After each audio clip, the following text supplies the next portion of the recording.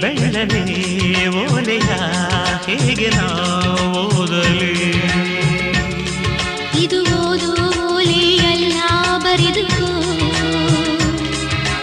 ನನ್ನ ಜೀವನದಲ್ಲಿ ಎಂದುಕೋ ನಿನ್ನ ಮನದ ಮನೆಗೆ ತಂದುಕೋ ಈ ಕಂಗಳ ಬಾಗಿಲ ಬಾದರೆಯುವೆ ಬಂದು ನೀ ಸೇರಿಕೋ ಓ ಮೇಘವೇ ಮೇಘವೇ ವಂದನೆ ಸಂಧಾನದ ಪಾತ್ರಕ್ಕೆ ವಂದನೆ